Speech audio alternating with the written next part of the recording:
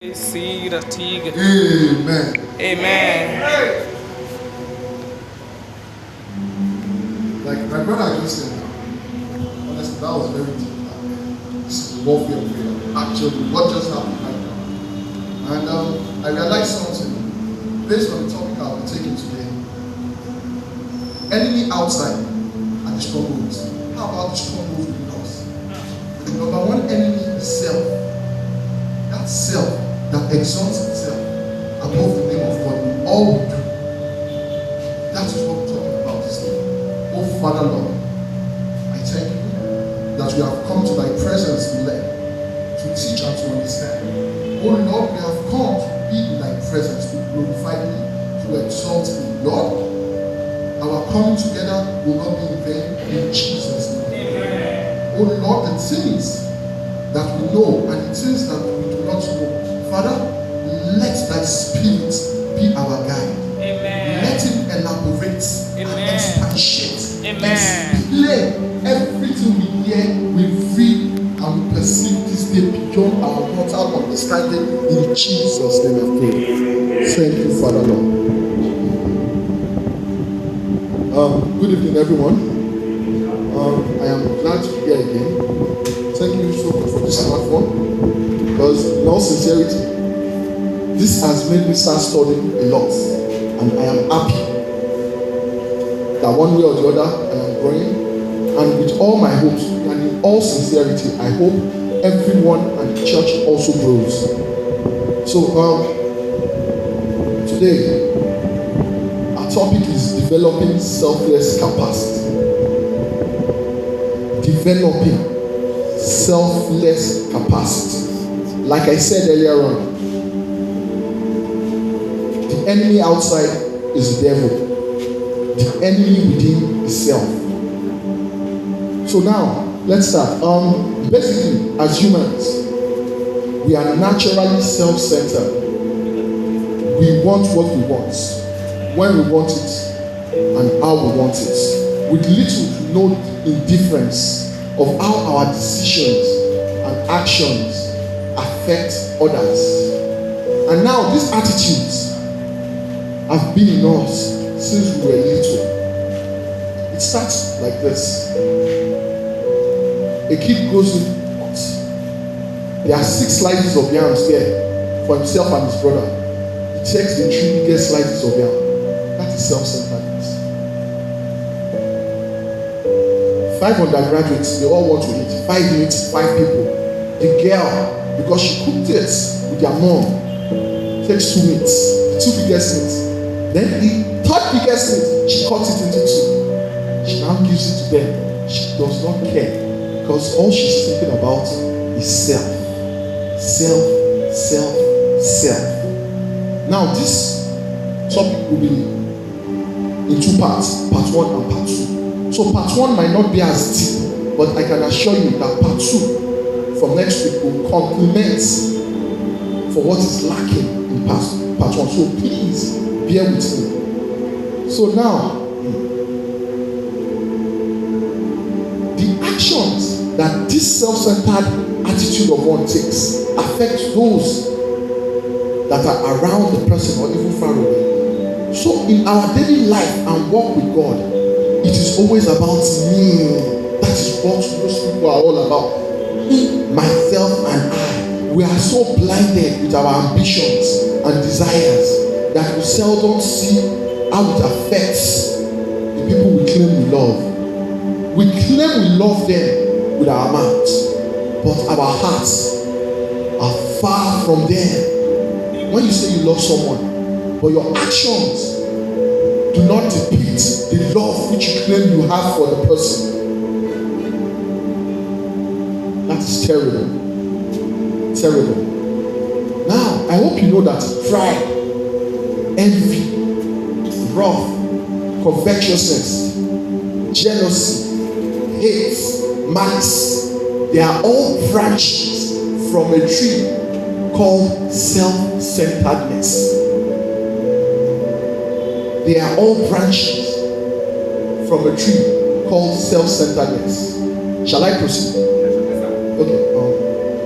Now, You have a neighbor. Your neighbor possesses something which you want so much. So because of that thing, you now tend to hate your neighbor for it. That is covetousness now. Imagine a professor, someone not knowing any better, calls him a doctor. He corrects him. I am a professor. Okay, fine. I'm sorry. But still, he is angry that why would he call me a doctor? That is pride. That is pride.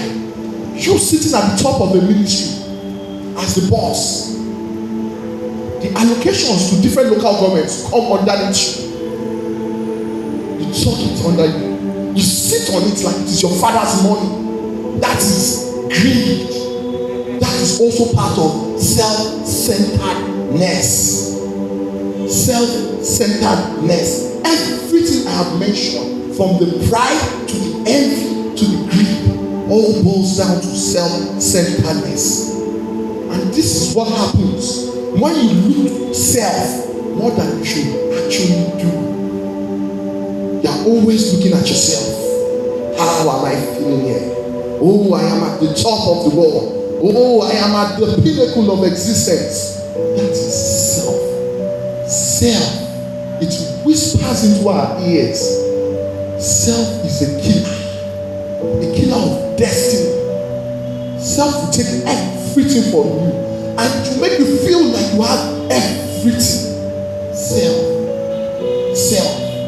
Please, now let's go scriptural, please. 1 John 2. The book of 1 John.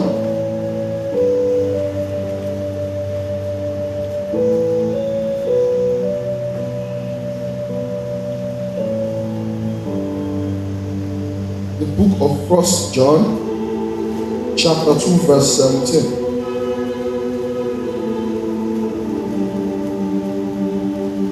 First John chapter 2 verse 17. And the world is passing away and the lust of it, but he who does the will of God abides forever. Let me read it again. And the world is passing away and the lust of it, but he who does the will of God abides forever. What is the will of God? This right here is the will of God. A compendium of his words. This right here is the will of God. Thou shalt not lie. Thou shalt not commit adultery. Thou shalt not covet your neighbor's wife, your neighbor's property. All his will, he has told you, do not do it. That is the will of God. The primary will of God is the Bible. Now, we now have revealed will, which you will never find in the Bible. You never find that in the Bible. Look at when Philip stood by a chariot of an Ethiopian man. Was it written anywhere in the Bible that anytime Philip goes there, he should stand near a chariot? No, but the Spirit of God moved him. Look at when Elijah left the brooks. He went to stay with a widow. Who told him to go? Who told him to go? Look at when Christ finished fasting and the Spirit led him to be tempted by the devil. That was the will of God that took him with him. The will of God took him there. The will of God. So that is what the will of God is. Now, let us observe the will of God according to Proverbs 23 verse 26.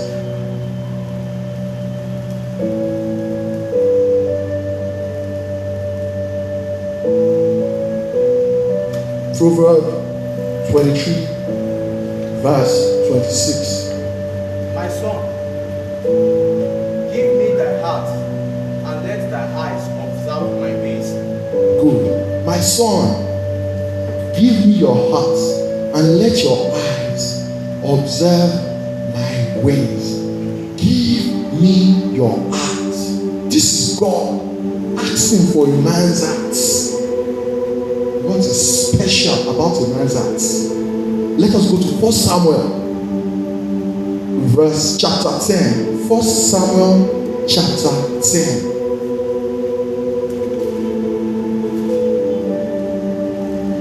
Now, I'll I'll read from verse 9 to 10. And so it was, when he had turned his back to go from Samuel, that God gave him another heart. He gave him another heart. And all those signs came to pass that day.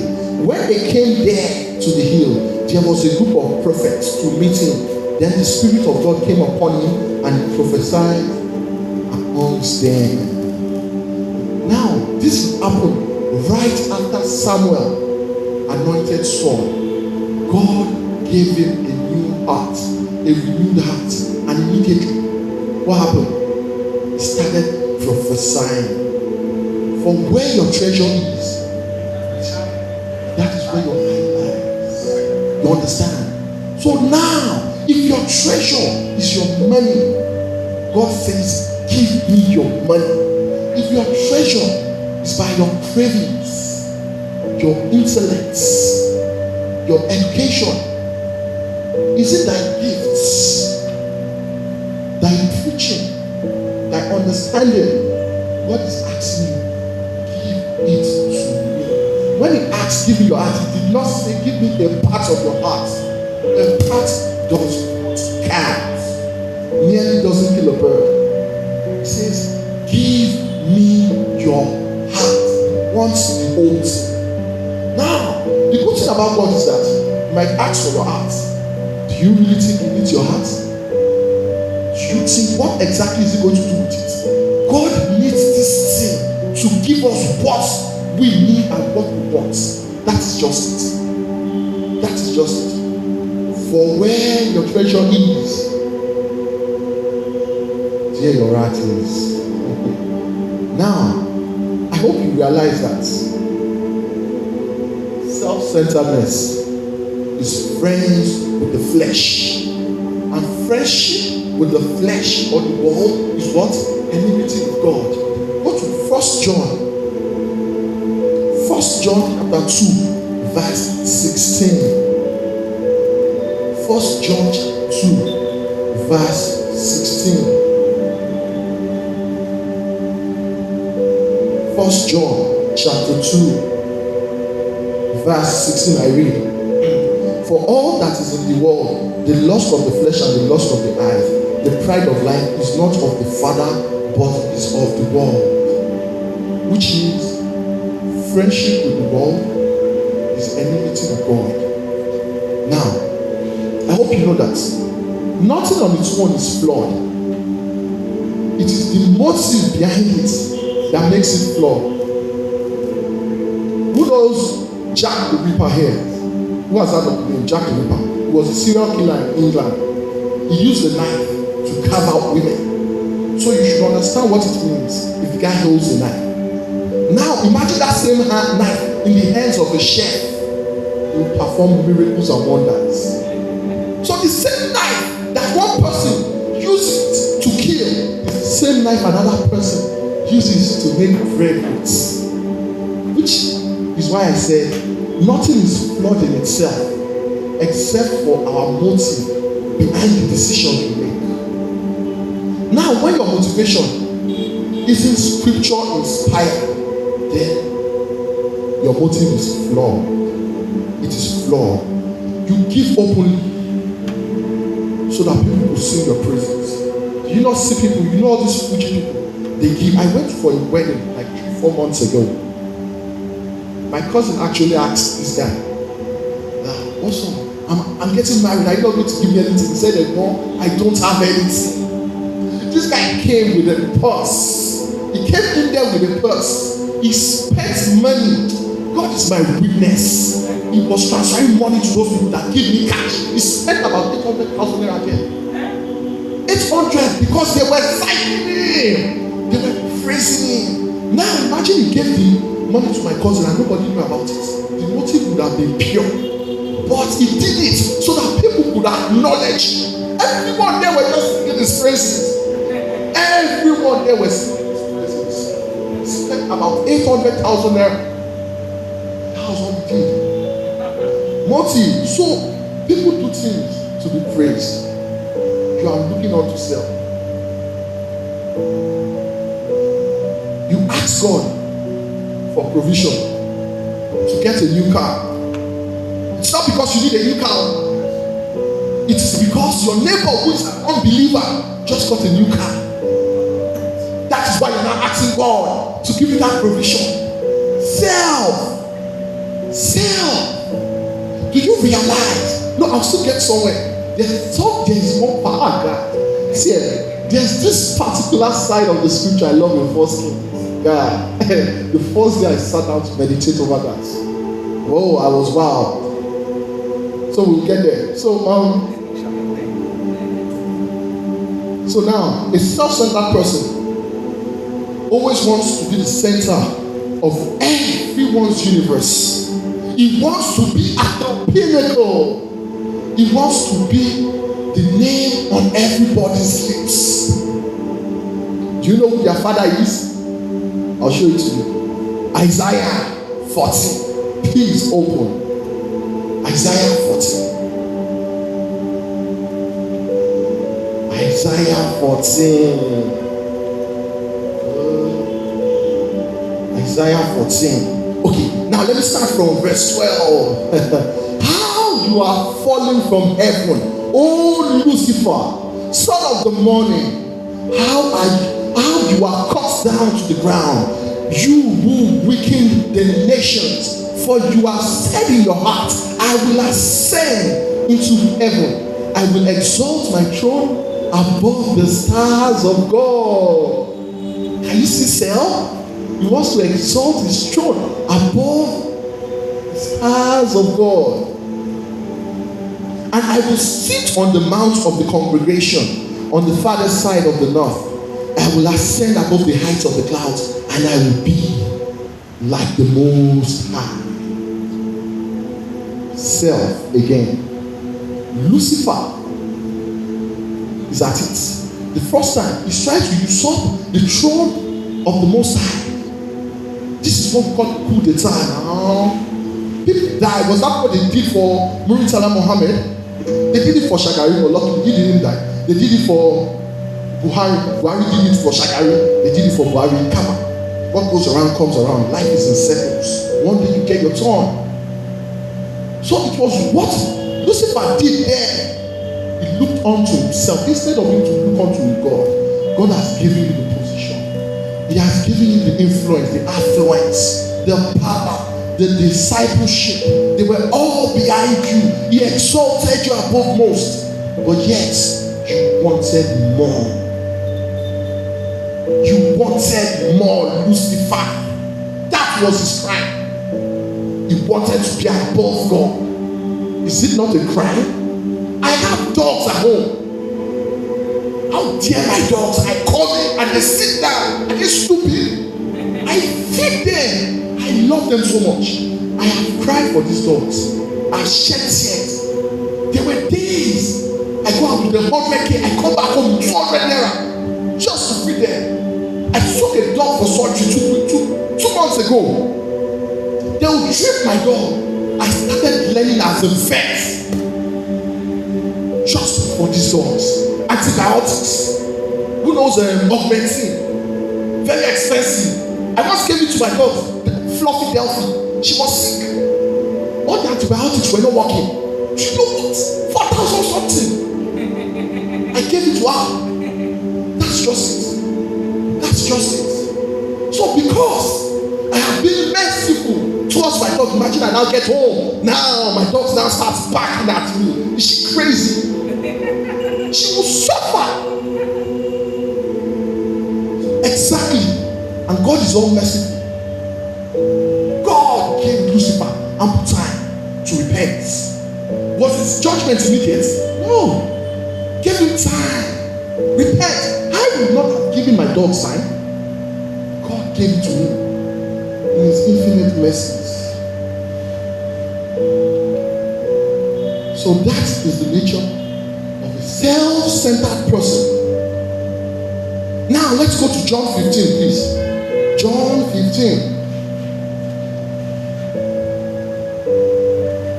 John 15, verses 12 and 13. I read.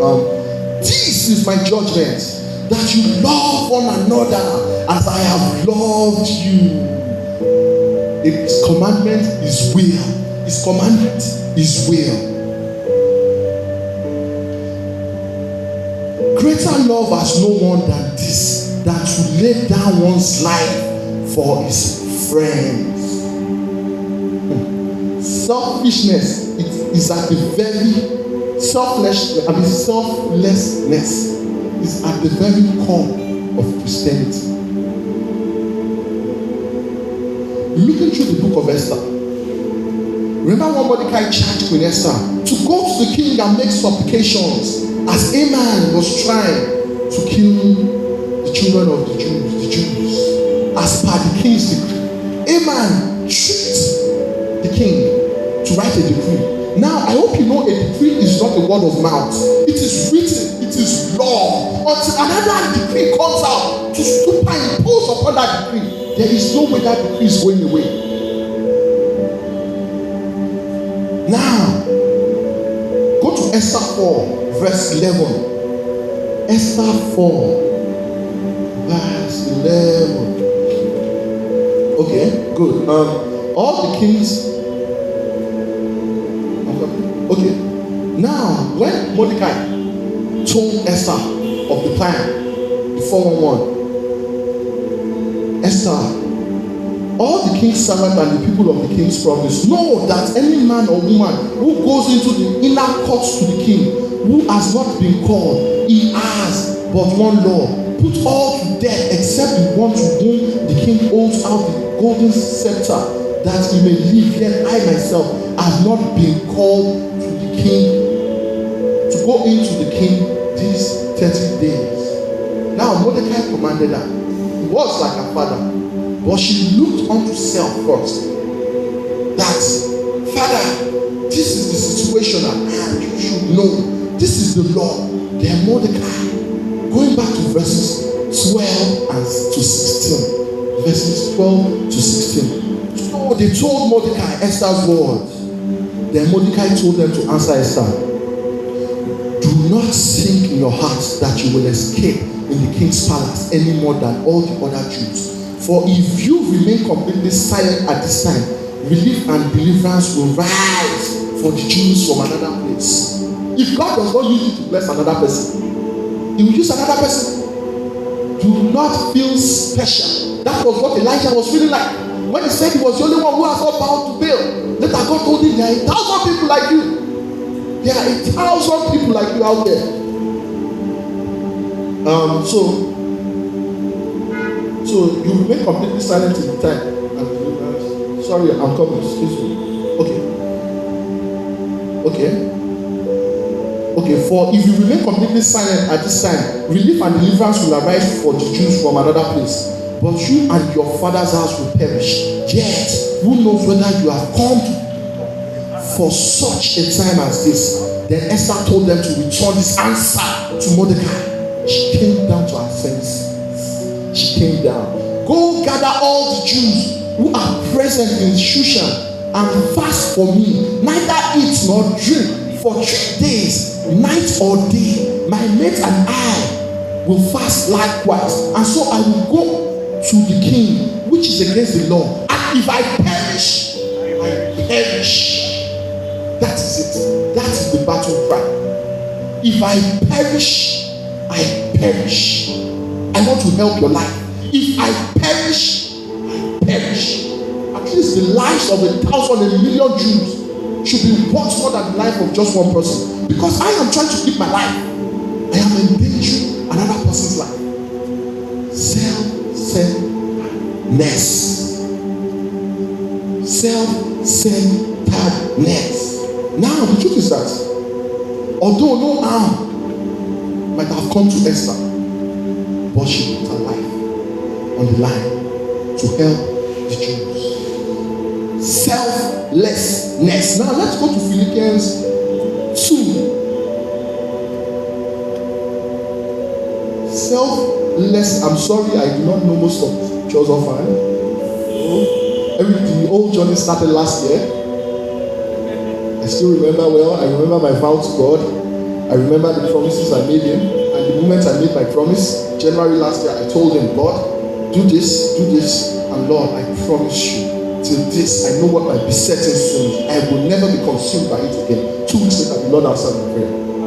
So God said, oh yeah, I done your own. Oh yeah, let us be true to your words. So brethren, I have till death takes me from this world to be true to my God. To the covenant. Philippians 2, verse 3 to 8. Now, this is the greatest of the greatest. Verse 3 to 8. Philippians 2, verse 3 to 8. Let nothing be done through selfish ambition or conceit, but in lowliness of mind, let each esteem other better than himself. Let each of you look out not only for his own interest, but also for the interests of others. Let this mind be in you, which was also in Christ Jesus, who being in the form of God, hallelujah, did not consider it robbery to be equal with God, but made himself of no reputation, taking the form of a servant and coming in the likeness of men, God. And being found in appearance as a man, he humbled himself and became obedient to the point of death, when the death, even the death of the cross. Now, no selfless service can be greater than this. We are all here today because of what Christ did on the cross. He left his abode, put aside his authority, his royalty, his crown, his divinity, and his form, so that he would dwell amongst us, while still being subjected to the same limitations that govern us. Same limitations that govern us, subjecting himself to it. He atoned for our sins with his blood. He bled and cried for our sake. He was tortured, abused, and molested. He was spat on, he was despised, made a mockery of, and even nailed to the cross. And imagine while he was still in this agony and anguish, do you know what he said? He said, Father, forgive them, for they know not what they do. Selflessness. I have will never see anything like this. Selflessness. Forgive them, for they know not what they do. Everything Christ preached, he practiced. As he looked onto the interest of the Father, which must also look onto the interest of the Father and one another. I have 200 naira now. I want to go to a point of 50 naira, but I prefer taking a bag, 100 naira. But now I have 3 brethren here that they also need money to go to post office, 50 naira. Would I now say because I want that comfort of taking a bag that one of them has to work? No, it is not done like that. Selflessness. We need to help one another. No one is a tree on his own. No one is a tree on his own. So, I go. So, everything Christ preached, he what? He practiced. So now let us, the same verse, let us go to verses, the same chapter, verse 9 to 11. That is the Philippians 2, verse 9 to 11. Therefore, God has also highly exalted him. Now, you saw the sacrifices he made. Now, God has highly exalted him, the name which is above every name. You know what that means? Because of what you have done, God is repaying the name which is above every other name, that at the name of Jesus, every knee shall bow. Every knee shall bow. And those in heaven, and those on the earth, and those under the earth. And that every tongue shall confess that Jesus is Lord, to the glory of God the Father. The Father exalted the Son above everything else. Exalt others, so you too shall be exalted. That is it. This is the see, this Bible is the blueprint to making heaven. If Dangote comes down now and it tells you that, brethren, if I give you this book, you become a millionaire like me, it's a lie.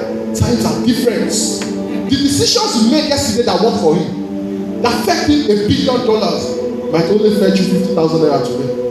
Times are changing, but this is the only thing that is everlasting.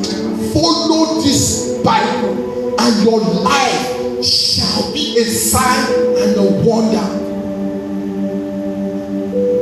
Put the interest of God and others above yours, and you shall be blessed. Now, please, the verse I was studying about, chapter 1 King 3. Let us go to 1 King 3. 1 King 3. I don't know why. 1 King 3.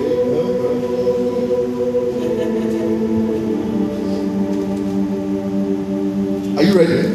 I start from verse 5. At Gibeon, the Lord appeared to Solomon in a dream by night, and God said, "Ask, what shall I give you?" God is appearing to Solomon here. Ask him, "What shall I give you?" And Solomon said, "You have shown great mercy to your servant David, my father, because he walked before you in truth, in righteousness and in uprightness of heart with you. You have continued this great kindness for him, and you have given him a son to sit on his throne as it is this day. Now, O Lord my God, you have made your servant king instead of my father David. But I am a little child, humility. I do not know how to go out or come in. Humility. He is not hiding his lacks and limitations from God. Some of us, when God says, "Oh my son, you are greedy," some of us will argue, "No, Father, I am not greedy. How am I greedy?" That is it. But he is telling God already. God is not even asking. He's telling him already. He's taking that state of lowliness. And your servant is in the midst of your people, who I have chosen, a great people, too numerous to be numbered or counted. Actually, this man got something little for his father. You know, his father knows how to push the buttons of God. He knows how to sign God. Wow, he knows how to do it. That anytime he messes up, when he goes to the place of prayer, God just says, "You are a man after my heart." And you know, that was the same reason God did not take the kingdom completely from Solomon. Because God said, "For David thy father's sake." Because David's heart was with God. Though Solomon has messed up, but God remembered the covenant he made with David, and God kept it. The covenant I made with God January last year, I am still keeping it. Are you keeping your covenant? Therefore, give to your servant an understanding heart to judge your people, that I may discern between good and evil. For who is able to judge these great people of yours? He is asking God to give him something to choose for God. He did not ask God that, "Lord, give me something to use for myself." If they ask everyone here, see, we all have different prayer points here. Some of us will say, "God, that car, that gas, that one, that house." We all want different things. But look at what he says. God gave him a pass. Now here God's reply, and his speech pleased the Lord. Do you know what it takes to please God? His speech pleased the Lord, because it is not by what you say, it is by your heart. God sees through your heart, and his speech pleased God.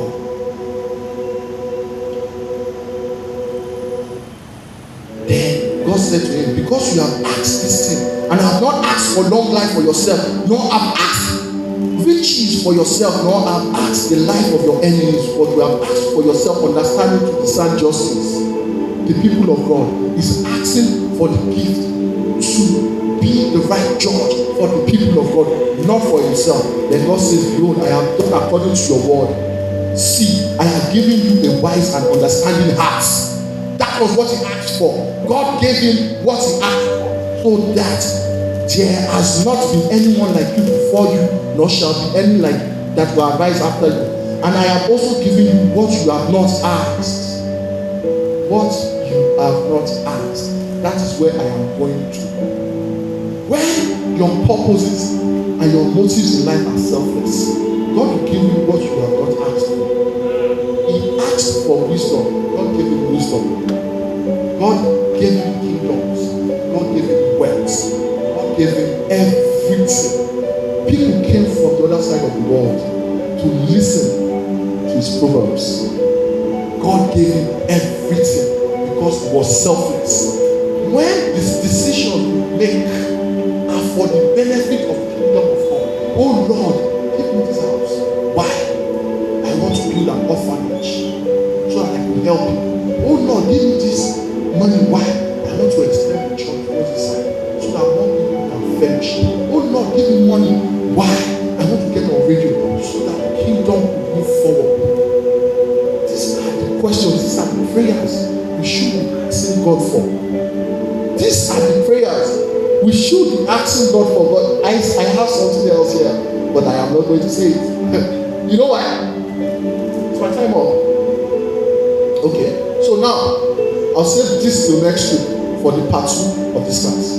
So now that comes to the conclusion of our part 1. Now we are going to pray.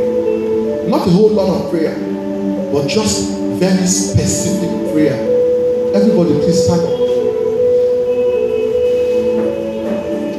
Lord, every ounce or speck of self-centeredness that dwells with me around my circumference, Lord, let it come under the strict scrutiny and light of the Holy Spirit. Now pray. Everything that lifts itself above Christ in my life, everything that wants to play God on its own in my life, everything that stands as a deterrent of God's blessings, of God's work with me in my existence, oh Lord, take it away. Every form of self-centeredness in my life, every form of self-centeredness in my life, Father, take it away. Father, take it away in Jesus' name. Prayer point 2. Every banner of pride, self-righteousness, selfish ambition, unrighteous judgment, and jealousy, Lord, take them away. Every banner of evil, every banner of self-centeredness in our life, every weapon, everything at the disposal of self-centeredness in our life, oh Lord, take it away. Matter of fact, Lord, let thy spirit convict us ruthlessly and correct us. In Jesus' name I pray. One more prayer now.